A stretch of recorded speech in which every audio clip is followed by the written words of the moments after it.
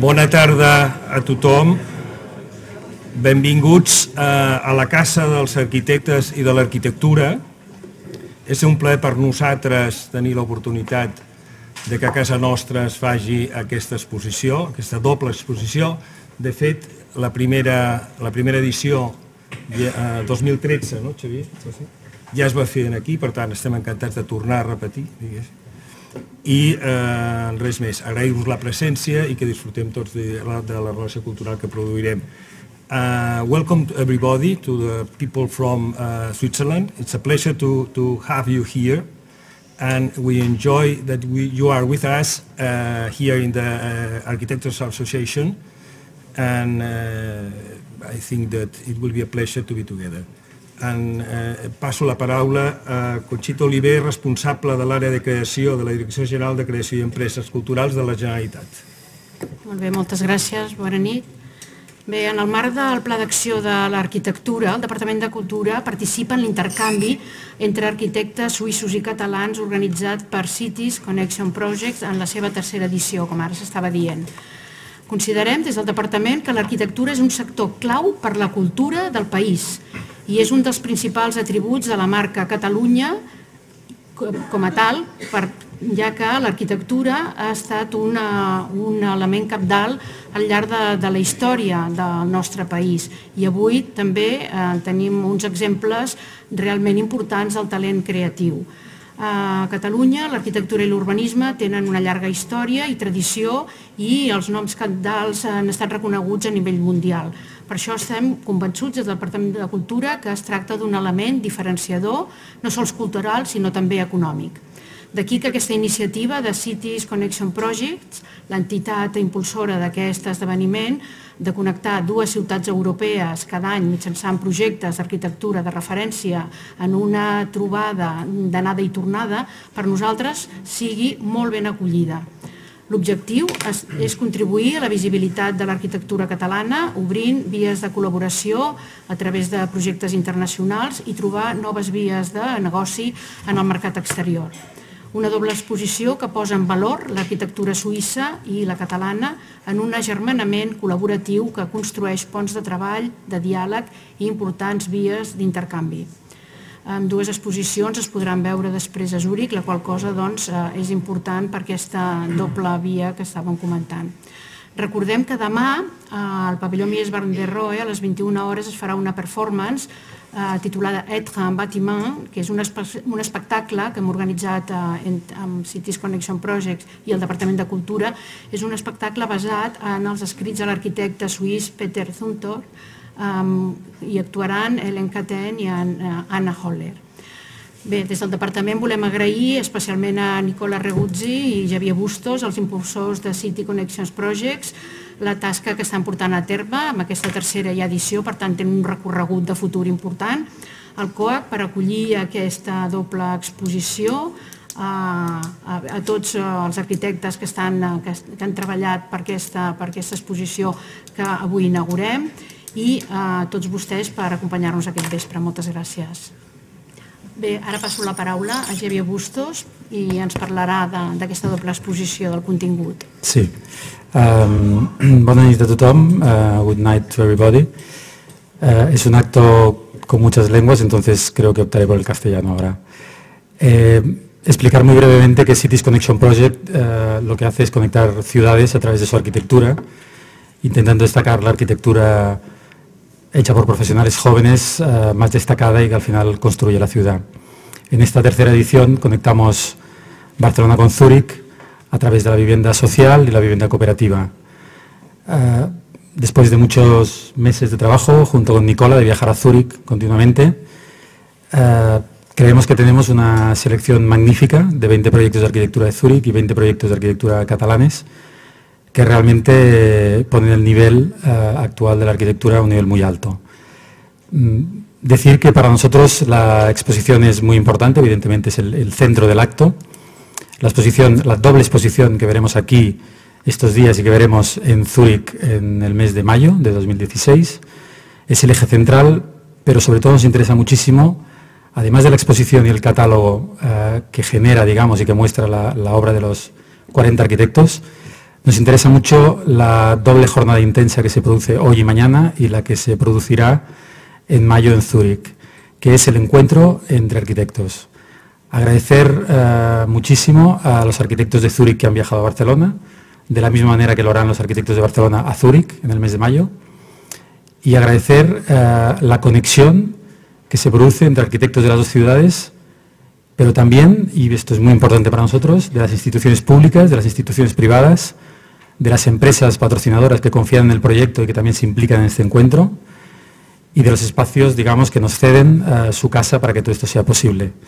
En este sentido, agradecer al Colegio de Arquitectos que nos acoge con la exposición, agradecer al CDCB que nos acoge mañana por la mañana en un meeting entre todos estos profesionales y agradecer al pabellón Mies que nos brinda la posibilidad de concluir esta inauguración que para nosotros es importante. Simplemente apuntar que estas conexiones que nacen siempre en Barcelona y después van a la ciudad invitada tienen la voluntad de generar una red, y una red que no sea con Barcelona solo como centro, sino que se produzca una cosa como la que ya está pasando, que el jueves próximo inauguramos en el Colegio de Arquitectos de Tarragona la exposición de los 20 proyectos de Ginebra, con lo cual conectamos ya Ginebra con Tarragona. Y Tarragona viajará a Ginebra, y Ginebra irá a París, y París vendrá a Barcelona. En ese sentido, esta red de conexiones es lo que a nosotros nos llena de satisfacción y en lo que estamos apostando durante años, yo creo, y gracias al apoyo de las instituciones podemos tirarlo adelante. Nada más. Paso la palabra a Nicola. Welcome to everybody. Xavi ya lo ha dicho todo. Yo quería recalcar un poco la importancia que los arquitectos extranjeros implicados viajen a Barcelona y viceversa, y creo que es de exposiciones de arquitectura hay en todas partes y hay cada día, pero que realmente puedan viajar los interesados en Barcelona y después volver lo de Barcelona allá, esto creo que no hay muchos. En la primera edición ticinesi vinieron 50, 60 personas, vinieron como 16 despachos. La segunda edición con Ginebra vinieron más o menos 70 personas, se hizo en el Santa Mónica, se cambió de sede y hoy también, ahora no sé el cuento exacto, pero creo que 60, 70 personas han viajado desde Zurich, han viajado arquitectos y han viajado también instituciones sponsor. Yo creo que esto es muy importante. Ofrezco también a las instituciones sponsor, sobre todo los arquitectos, que el 11-12 de mayo estaremos en Zurich. Haremos también 2 días de eventos, son unos eventos un poco más simplificados porque aquí hay un meeting que es más fácil de gestionar desde Barcelona, pero allá hacemos una visita arquitectónica del edificio emblemático de Zurich, con lo cual es una manera de descubrir también otra ciudad, como cuando ellos vienen aquí y descubren un poco aquella arquitectura no tan conocida que va más allá de los de siempre. Es muy importante también ir a ver la arquitectura que se hace allá. Aquí hay 20 ejemplos, pero hay mucho más. Y lo mismo vale por los arquitectos de aquí que irán allá. André Bideau, el conferenciante de hoy, que explicará un poco, dará un poco un cuadro de este urbanismo y arquitectura de Zurich, que es muy peculiar. Ha estudiado arquitectura en el ETH de Zurich, es doctor en historia de arquitectura de la Universidad de Zurich, es docente en la École Nationale d'Architecture de París y en la Academia de Arquitectura de Mendrisio. Hará una mini conferencia que durará 20-25 minutos en inglés y ya le cedo la palabra. Muchas gracias por haber venido y hasta pronto en Zurich.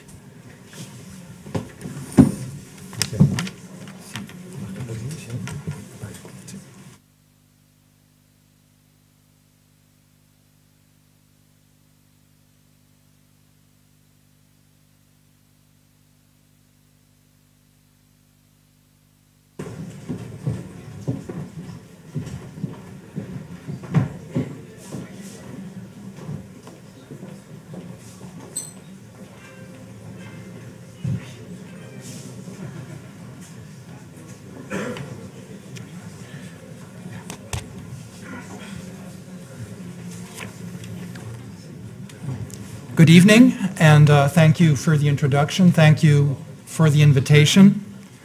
I have the privilege to make some remarks as City Connection Project opens this exhibition. I am, of course, also an import.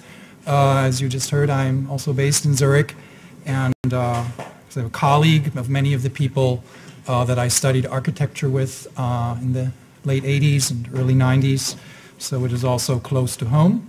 But I will address this, we could say, proposal of an exhibition on housing and the subject matter of housing. Why is housing, for example, able to convey an image of a city? What does it mean if a city is represented through housing? What does that actually signify today? So, ironically, Zurich is being represented as a city where architecture and housing are in a kind of harmony during a time in which Zurich has become as a service center that is increasingly consumed by global finance and retail, an expensive city geared towards shopping and banking, and at the same time obsessed with the meticulous preservation of its historic center. Quite surprisingly, in this bubble, the issue of subsidized housing has become almost synonymous with local and specific identity, with the identity, of course, being manufactured by the local architecture scene. So this is also a conversation from architects to architects. If we would ask someone outside, do you see local architecture and housing in Zurich being very close, they would probably say no, and that is very much part of this particular Zurich architecture, that it is in the background, that it is an architecture of, we could say, soft tones, not of big iconic statements, and that it is also located in the periphery of this city. Villas, office buildings, design of fancy shops is not necessarily what one goes to Zurich for. Particularly the public space in Zurich, we could say the sort of musification, sterilization of the public space, also the sort of paralysis of changing public space in a meaningful way of working with, we could say also temporary structures, big issue in architectural conversations, other cities, for example, in Lausanne, I think of that case, but also, of course, who am I to tell this to in Barcelona, the whole work on public space in the 1980s in Barcelona. That is a lesson, we could say, that was more or less lost in Zurich, although we do have some improvements in these recent years. So the typical architecture tourist, student, or young practitioner from another country will explore cooperative or public housing, it is fair to say, such as we will see in this exhibit. So if you want to address the project of city connection, it is in fact the question of how housing can occupy such a preeminent position. How can it make a fertile contribution to the current architecture discourse, and what are its limits when we consider the way Zurich casts itself today when it develops an image of itself? First, I need to point to a paradox in my introduction today. For quite some time, the subject of subsidized housing was disqualified in many cities. It was banned from the central position in the conversation on architecture and urban development that it had once occupied. This was an exile after the seemingly harmonious relationship that had developed between the welfare state and modern architecture in Europe. We need to remember how functionalism led architects to believe that they could participate in engineering, in social engineering, and become planners involved with the workings of Keynesian economics. Not only was mass housing implemented as a kind of public infrastructure policy, it was also seen as the key field where the industrialization of the construction sector could be achieved. Economic goals were addressed as well as when intensified housing production began to influence markets. Systemicizing quantity and growth through architecture was intended to stabilize the building sector through housing. In the hands of hyper-functionalist planners, the remedies for the crisis of housing and for economic crisis became intertwined. So looking at crisis in the broader picture of Keynesian economics, of the welfare states, of the post-war period in Europe, and looking at the housing shortage, this led to, you could say, an obsession with managing, planning, and social engineering via housing. Obviously, such ambitions backfired. Excessive technocracy eventually led to the downfall of housing, not only in the case of Zurich, but in most Western cities, particularly in Germany and Great Britain and France. Housing was in fact seen as out of touch with how urban societies had begun to evolve and how these societies had begun to reappropriate their own urban space. Architecture was seen as incapable of entertaining any ties to local identity whatsoever. The universalizing narrative tied to subsidized housing was in fact blamed for the loss and destruction of the specific characteristics of cities. But, as so often is the case in Switzerland, the paradigm change played out in a less radical way in Zurich. In Zurich, housing had been heavily linked with social democratic politics and with a strong labor movement at a time when both industrial and urban growth merged in an extended urbanization, producing an ever larger urban tissue in Zurich in the 20th century. The key dates in this process were the two political incorporations of 1893 and 1934 that led to the Greater Zurich metropolitan area, such as it appears today as an administrative and political entity. No further incorporations took place after 1934, so rather early consolidation in this period of sort of the industrial, social democrat-run metropolis. In this era, housing cooperatives were established, both to provide construction firms with activity in times of crisis and to implement a social policy via affordable housing, especially crucial following the economic crash of 1929.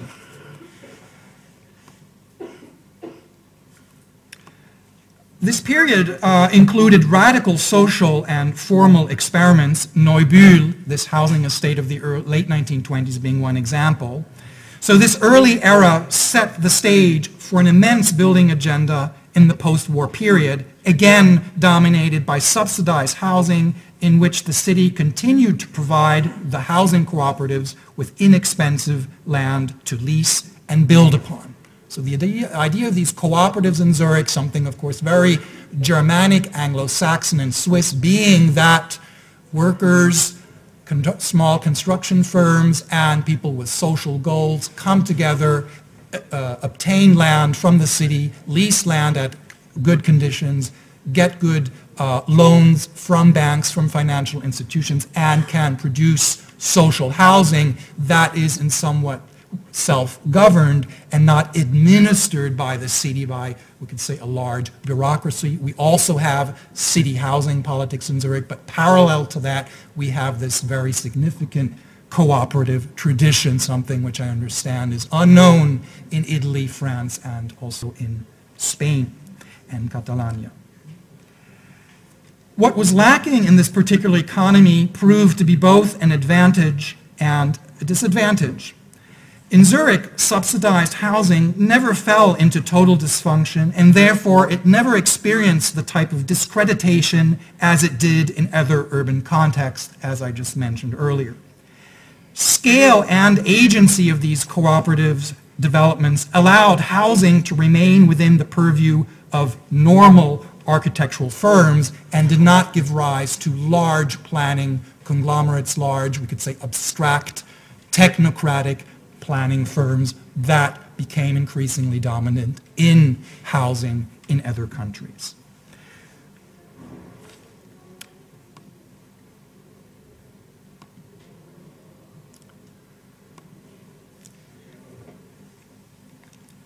After the Neubühl housing, this sort of iconic modernist functionalist piece of housing that you just saw, there was in fact little experimentation on the extreme large scale, nor in any formal sense in post-war Zurich. the project usually stuck to the scale of the Garden City, to a precedent that was more or less established by the late 1930s in cooperative and urban housing. Such a modest architectural ambition largely prevented prefabrication and, of course, the alienating scale of the soon-to-come mega projects of the 1950s and 60s. What we see, on the other hand, in Zurich during this period is moderation, but, as I said, little innovation. A kind of niche situation that protected housing production from the extremes of planning technocracy, thus preserving craftsmanship within architecture. This non-standardization meant that innovation in plan and typology were never sacrificed as design options. The German, Italian, French, or Dutch system followed radically different trajectories here.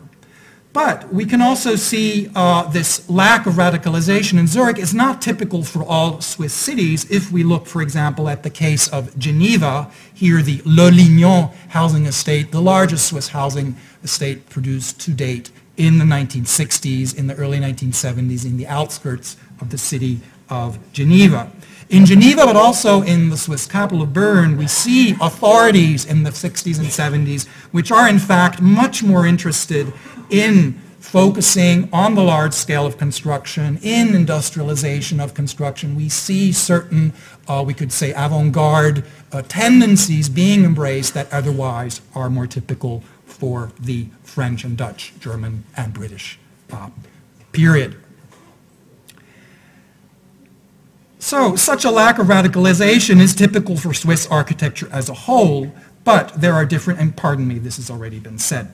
The thoughtful craftsmanship of Zurich housing, as you see here, one later example of the early 1970s, this thoughtful craftsmanship failed to produce any noteworthy work during the 1960s and 1970s, exceptions in their surprising scale, of course, being such developments as the Lochegut or, more spectacularly even, the Hardau Towers. This is actually a city-planned and run housing project, a so-called HLM in France, city-rented housing, and also senior citizens assisted living in these 4 towers, which at a time were the tallest buildings, in their time, the tallest buildings in Switzerland, as they were completed in the mid-1970s. They ironically managed to articulate a visionary dimension, although by this time such a message was completely lost in public housing, even in Switzerland. Tellingly, in 1978, the then brand new Hardau Towers appeared as the backdrop for the dystopia of the protagonist in a rather famous 1970s film called Grauzone by the Swiss film director Freddy Mura. Grauzone, the zone of gray. Gray Zurich, this grayness of the welfare state, this grayness of an order falling apart, of no more, of slackening identification with the city of Zurich, with a loss of its, a creeping loss of its industrial identity, already rising here in the post-1968 era.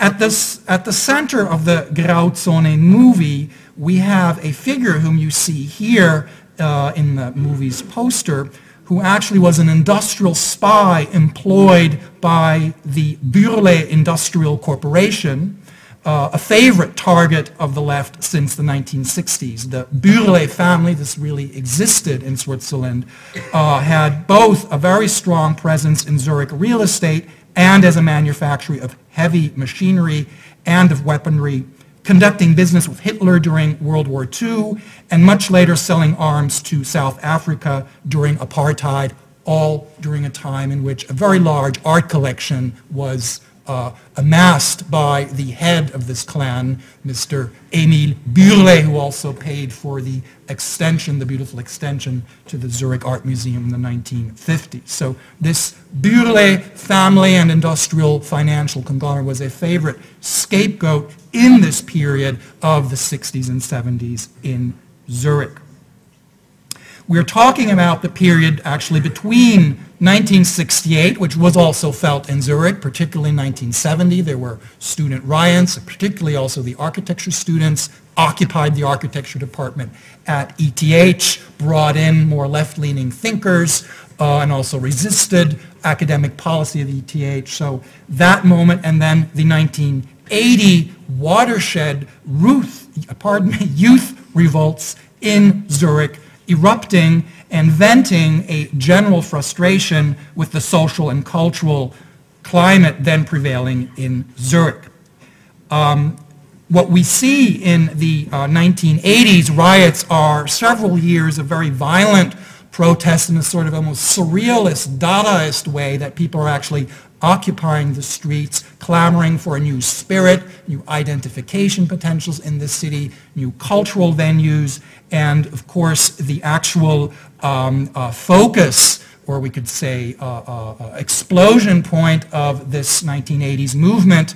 You see here graffiti, also a big thing coming up in the 1980s, still very popular today for other kids. But in the 1980s, this was really a big, we could say, medium graffiti, and filming graffiti in another movie called Zurich brennt, Zurich is burning. That was another movie from 1980, which actually documented these ritualistic riots in Zurich, the ritualistic, we could say, occupations of public space for several years, and the descent of a youth culture which would no longer conform to either the left wing, the right wing, sort of official models for identification, which plainly attacking the way one lives in Zurich and sort of the morals of the city, sort of these cliches of a very Protestant worth ethic, and we could say very organized and very dull, we could say, present as it was perceived in this period.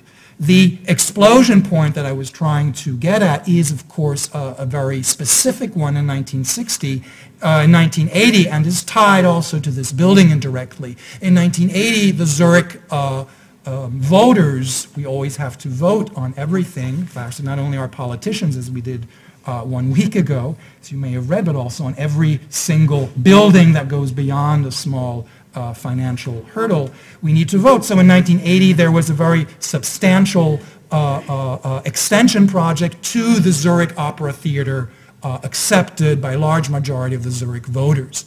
And in this period, that became, we could say, the target, or the, we could say, the scapegoat again, similar to the Burle family, this weapons and real estate mogul, the opera, where of course these classes met and enjoyed high culture. This was seen as waste of money in a time where there were no spaces for alternative cultural practices for these young groups, and the city then gave a youth center, a former small industrial complex near the Zurich main rail station, to these groups, and this became the autonomous youth center that for the few years of its very miserable but exciting existence was constantly in, we could say, a dilemma of the city wanting to enforce law and order, because there was drug dealing, there was noise pollution, there was physical pollution, there were riots that were emanating from this small youth center. And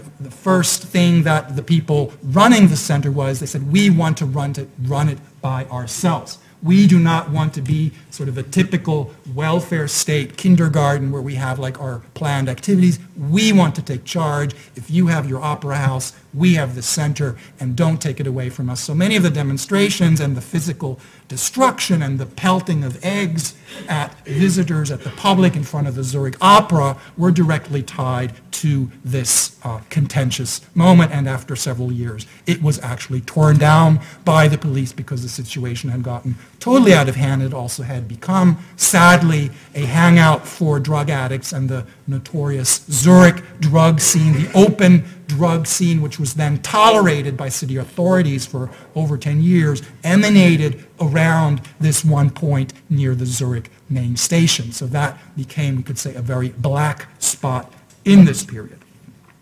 I'm emphasizing this because I want to take you through the valley that is kind of between the more or less, we could say, stable and glorious and dull, but also magnificent and monumental presence of post-war Zurich housing and its short, heroic interlude or introduction in the 1920s. I want to show you the aftermath of that and how out of this, we could say, a new urban spirit. I don't want to be too heroic and pathetic, but a new, could say, identity emerges in the early 1990s. That brings us now closer to the topic of this exhibition and to the issue of present housing.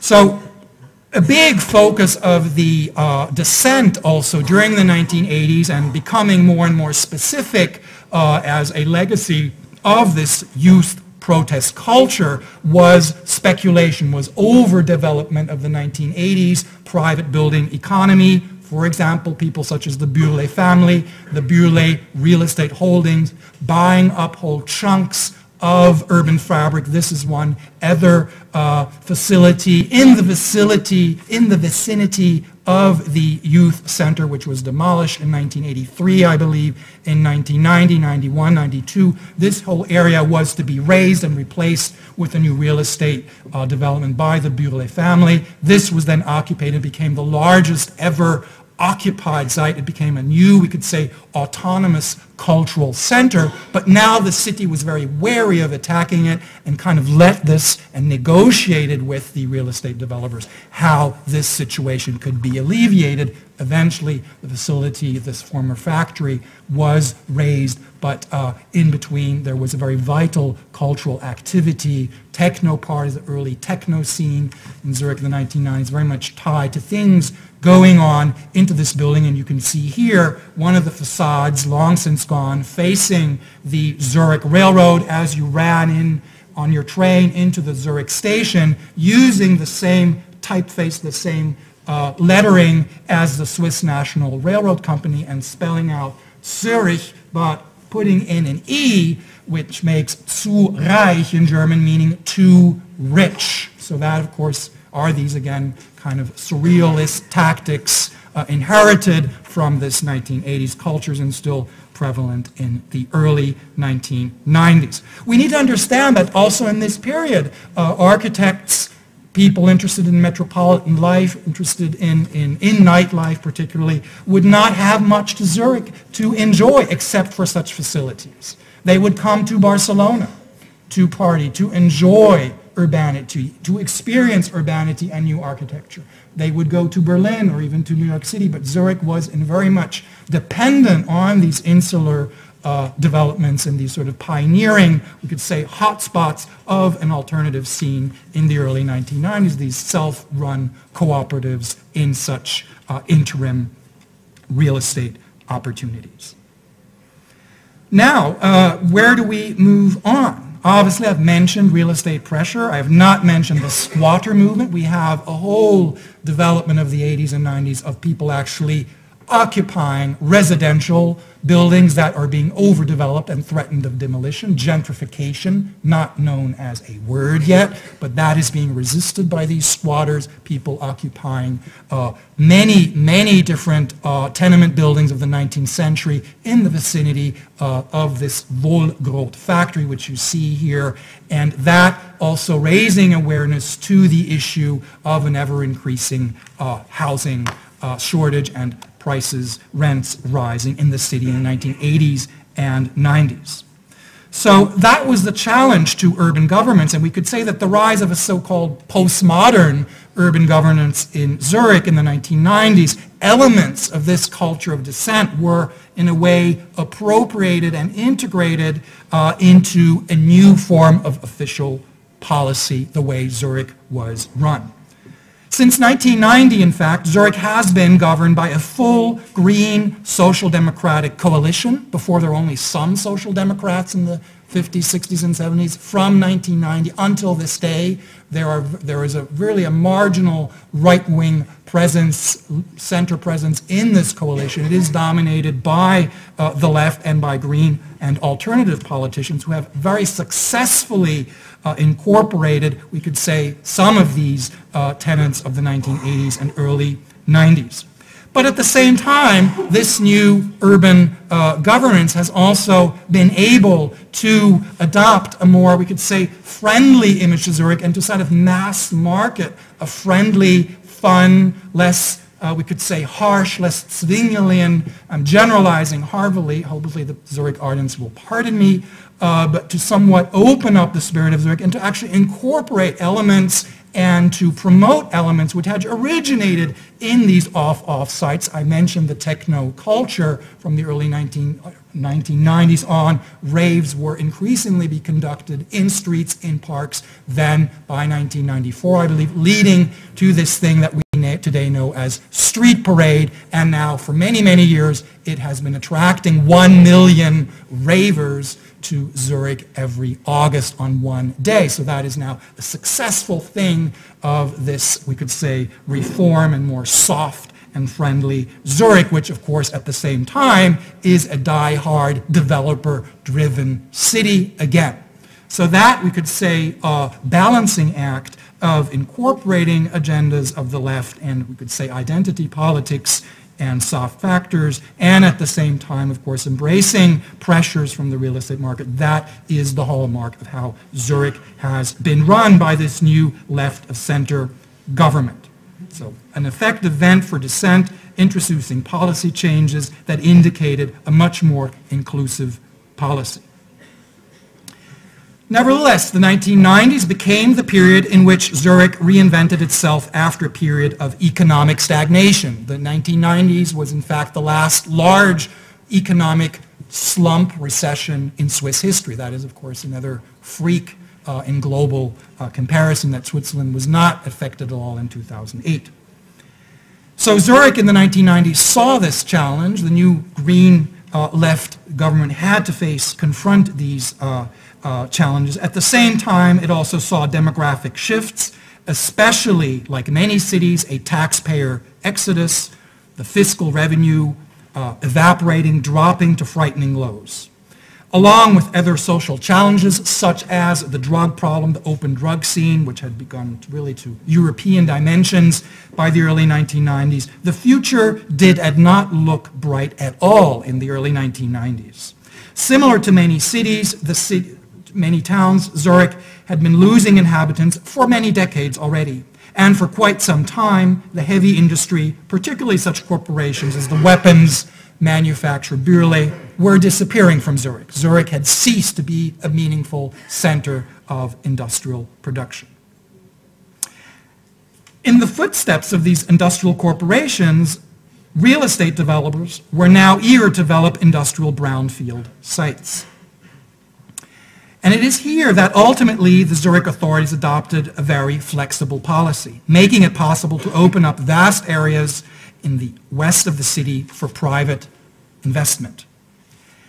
As the Swiss economy regained steam in the late 1990s, a steam which has not been lost since, an extremely rapid planning and construction process took off, the result of which is the current Zurich West zone between the Prime Tower by Gigon and Goyer Architects and the actual arts campus in the Toni Areal by EM2N Architects, which you will see in this exhibition. We're looking actually at this zone, the Prime Tower here, and the future arts campus here in this rear area. So that became, we could say, a bonanza for this now streamlined process of urban planning, private investment, and development of high-end housing. The example here of the Toni Areal is, of course, quite telling for the new form of urban governance and a form of planning and architectural mediation that was part of this system. The Toni factory once was a dairy plant. Actually, it only opened in 1977. It saw a mere 20 years of use as a very large yogurt and ice cream and milk plant. It is one of the most indicative projects of the belief in public-private partnerships. The state of Zurich and taxpayers actually have paid a private developer to remodel this dormant facility. Renting out the remodeled dairy plant, the owner, actually the Bideau Corporation, which I've been talking about, the Bideau Corporation, now called Alreal, saw to it that public money, public investment rendered this whole piece of real estate highly lucrative. So the State Art School is now a tenant for several decades after having remodeled this spectacular site with the project developed by AM2N Architects. So this very deep carcass of an industrial structure being now perforated, truncated, and mainly rising up in the vertical dimension and becoming also an air rights development on its roof with the tower of rental apartments, which you can see here. They are not housing for students, they are high-end rentals that have nothing to do with the agenda of really building a school campus, but instead, of course, of bettering the whole investment for the Alreal Burle development company here, which is also the total services contractor that was behind the whole implementation and construction here of this project. So, the strategies adopted here in Zurich West, leading to these spectacular and flashy and very hip spaces, and of course giving a monumental showcase to the creative industries, so prominent that François Hollande, visiting Switzerland this spring on an official monarchic visit to Switzerland, the only visit he pays to Zurich was to the Tonnereal. He did not even enter the city. He came from Bern and the outskirts of Zurich. He came into here and he was shown around and shown some student projects. That, I would say, is very indicative also of the prominence of such developments based and grounded in, of course, the sector of the creative industries, something, again, very much part of the legacy of the 1990s. And Zurich, not only the techno scene, but the many graphic designers, architecture firms, furniture designers, the brothers Freitag, the two Freitag brothers, designing the fancy junk rubber bags that you can buy all over the planet. They were students at the school in the old location. Their first firm was actually located where now the Prime Tower sits. So that, we could say, again, an ecology transforming and breaking ground here for future investment and for a new representation of how Zurich now presents itself on its own outskirts, having, we could say, a new face to the world, a different face than this very stylized and mummified center of the historic, quaint, medieval city with its Bahnhofstrasse. So the strategies adopted here seem to have little to do with the housing tradition that I mentioned initially. You might be saying all the time, where is he going? What is he doing? I did mention private housing, high-end housing as part of this skyline, as part of the air rights development on top of the former dairy factory. But obviously we want to go somewhere else, and we want to talk about the actual projects that are hanging out here, and I will just refer broadly to the context in which this work is being produced and what we could say also agenda is behind. So the fate of the former industrial landscape of Zurich is, of course, part of the broader structural shift that also entailed and demanded new concepts of urban living. No more industrial production, no more typical workers, no more proletariat. That's, of course, an old story. But nevertheless, there is the question of what kind of people will inhabit these cooperatives, what kind of uses, what kind of demographics are these former 1940s and 50s housing projects confronted with. How can that be rejuvenated? Should it be rejuvenated? And here we have, of course, again, this center-left green social democratic city administration in the 1990s that sets up a whole new housing policy very effectively to encourage the construction of 10,000 apartments within 10 years. This spectacular target was easily met once the recession wound down. It was also very helpful that the policy did not specify whether the 10,000 units would be subsidized apartments or market-based. Nevertheless, after the goal for housing was set, Zurich experienced a substantial rise in the production of subsidized housing. This may appear as a surprise given the evolving demographics and the deindustrialization. In Zurich, decades of uninterrupted housing production for a blue-collar and middle-class clientele led to a strong continuity in, we could say, the management of such real estate of social housing, and allowing, of course, for a reconsideration and for also, we could say, architectural strategies to rejuvenate these estates. So I would argue that the legacy that was laid, this unspectacular, so to speak, legacy of the 1940s, 50s, and even 60s, very much laid the groundwork for the current rebirth of subsidized housing. Today, in the post-industrial present, we see this legacy not only alive, but also reinvigorated in a revision of what once belonged to Zurich's, of course, center industrial identity. We even have in this whole legacy in the 1910s, we even have a sort of Fourierist tradition of Charles Fourier and of course the Familistère, this kind of utopia of a collective housing project here in the case of one building that was planned and developed by a cooperative in the 1910s in Zurich, but eventually saw modification as it was about to be occupied. But this was more or less a Kommunalka type of social housing where the people would have a communal cooking and dining facility and small, we could say, studio apartments. So really radicalizing, we could say, this industrial sort of mass culture in the early 20th century. We see in the 1920s and 30s, I don't need to repeat, of course, a very broad acceptance of such housing of cooperatives for workers, and of course a whole iconographic representation in the sense of who these buildings were targeted for. So today there is very much the question of who can now be the authors, who can be the inhabitants, who can be the agents in such developments. And obviously projects such as Kalkbreite or the Zwicky-Areal, the Kraftwerke housing cooperative, which you will soon see, I am sure, in many publications, or also here in this exhibition.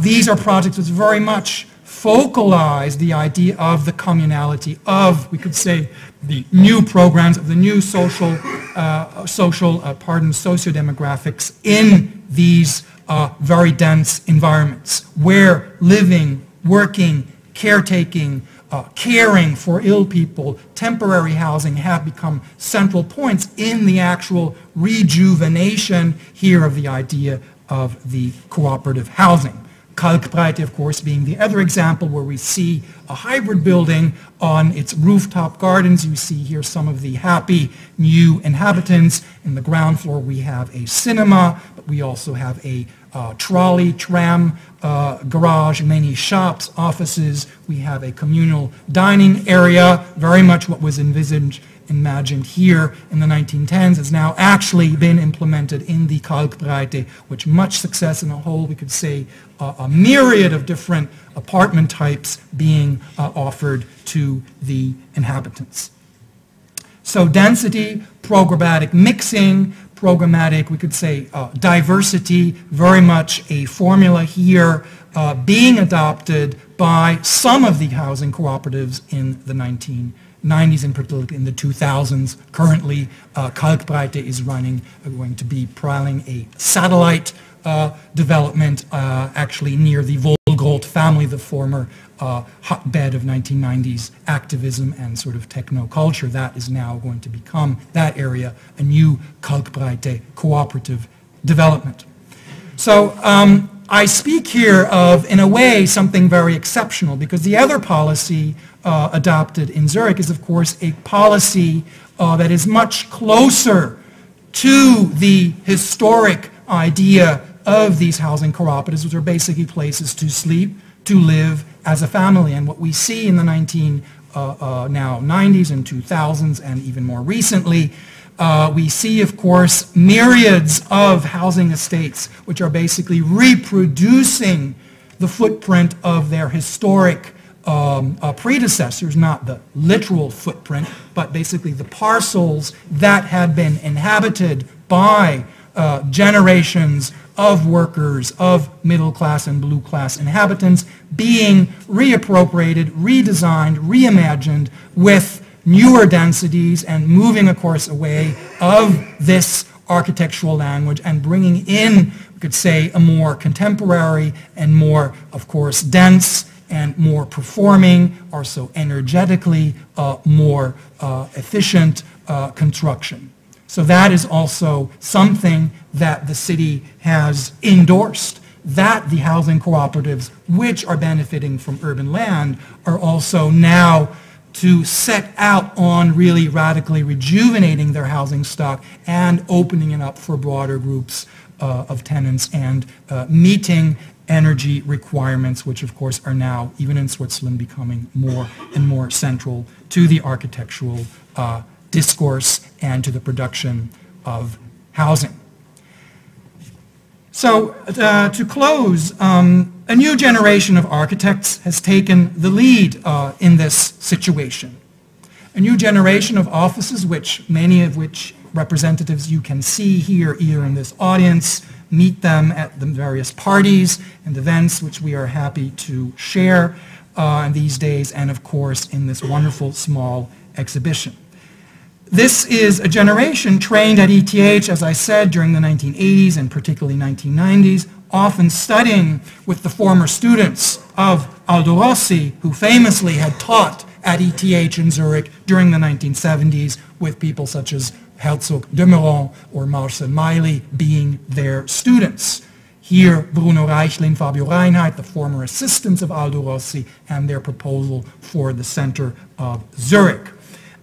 So the generation now active in Zurich, in a way, owes a lot to this experience, this indirect and mediated experience of Aldo Rossi, sharing in the collective mythology of an architecture that somehow, regardless of program or context, is by itself urban. This post-neorealist and post-neo-rationalist generation is able to produce above-average housing, with no doubt. One reason for this performance is the fact that in Zurich, neither bureaucracy nor the physical conditions of building render full architectural control impossible. As I mentioned initially, this possibility of designing, of crafting architecture. Instead, an almost guild-like organizational structure has emerged among housing cooperatives, competition participants, juries, and the city bureaucracy that sees itself as an agent for contemporary architecture. As mentioned initially, the problems of subsidized housing have never led to total dysfunction and crisis. Socioeconomic weaknesses are cushioned by the genius loci, the small scale that Zurich nevertheless has. The result of this privilege, one needs to say, is often an architecture of many multiple but repetitive monofunctional worlds. The method adopted is the parcel-for-parcel replacement of garden city housing, incrementally weeding out the 20th century housing stock. Something I mentioned, the city setting out to develop 10,000 new apartments in 10 years, private market, but also subsidized housing, that unleashing a whole movement of modernization and also education of the old cooperatives to begin to replace their housing stock, to take up loans, not just to renovate historic homes from the 50s, but to radically replace them, and in so doing allow new architecture to come in and give these old, somewhat dowdy housing corporations a new, we could say, edge, a new image, and to make them attractive to new clienteles. So, if one wanted to sum up this very successful model of urban transformation, one could say that there is little overall vision other than densification and modernization. We see a highly localized strategy at play. Many biotopes now structure the neighborhoods surrounding Zurich's museified, mummified historic core. Quite similar to what has happened on the privately developed industrial estates in Zurich West, these former industrial brownfield sites. The cooperative housing developments reproduce the insular world that modernism created on the city edge during the 20th century. So we see a grafting of a discrete novelty onto this historic fabric, which is the sort of periphery of Zurich here in this one example, Koker von Balmos at the foot of the Uertliberg mountain on the outskirts of Zurich. In this splendid isolation, we find high architectural quality, but the lack of a programmatic urban dimension is also the symptom of a consensus-driven new form of postmodern urban governance. Thank you very much. That's it.